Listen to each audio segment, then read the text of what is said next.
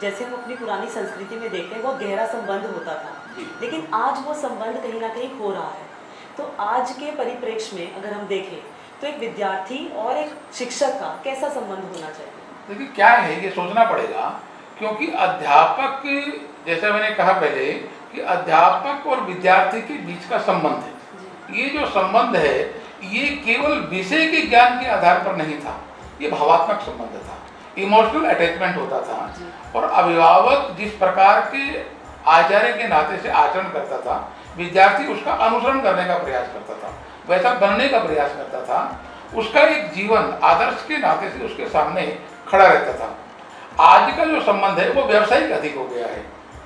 विद्यार्थी कितना पेमेंट देता है, किस बड़े स्कूल में पढ़ता है, किस प्रकार के स्तर का कितने अधिक क्वालिफाइड टीचर वहाँ है, ये जो संबंध है ये वास्तव में बहुत न्यूनताएं रखते हैं।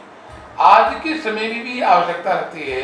गुजरात के गिजुभाई मधेका का नाम आता है, कहीं बाबा विनोबा भावे का नाम आता है, महात्मा गांधी की बुनियादी शिक्षा का नाम आता है।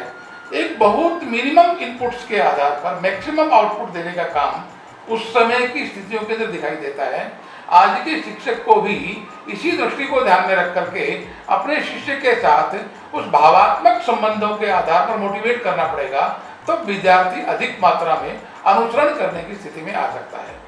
एक कई बार आपको ध्यान में आता होगा कि आज कई प्रश्न खड़े होते हैं कि आज का विद्यार्थी अध्यापक का वैसे सम्मान नहीं कर रहा। सामान्य रूप से जो पुराने समय में सम्मान की बात आती है वो चंद्रगुप्त चाणक्य से लेकर के न जाने किनके विषय आते हैं, उन सभी प्रकार का सम्मान आज के विद्यार्थी के मन में दिखाई नहीं देता। ये बात कई बार सुनने में मिलती है, परंतु ये शिक्षक के स्तर पर भी हमें सोचना पड़ेगा कि क्यों नहीं कर रहा।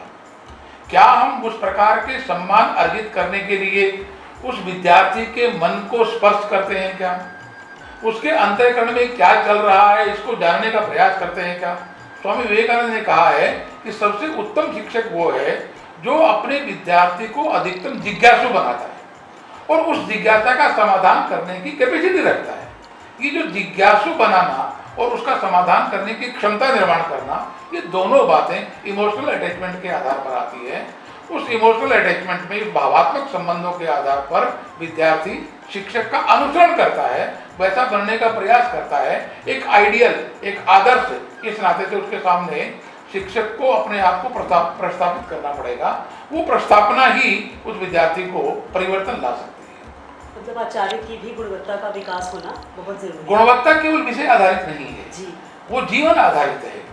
उसका वो कैसा विचार करते हैं, कैसा उसका भाव रहते हैं, किस प्रकार से संबोधन करते हैं, व्यवहार कैसे करते हैं, वाणी कैसी बोलते हैं। बहुत बार हम लोग प्रवास करते हैं तो ध्यान में आता है, ए बच्चे, ए लड़के यहाँ। ये जो संबोधन है ये अटैचमेंट पैदा नहीं करता।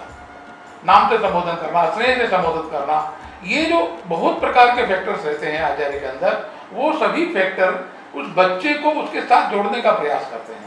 वो जो जुड़ाव है वो जितनी अधिक मात्रा में होगा वैसा ही वो उस वैसा बनने का प्रयास और अनुसरण करने का प्रयास करेगा।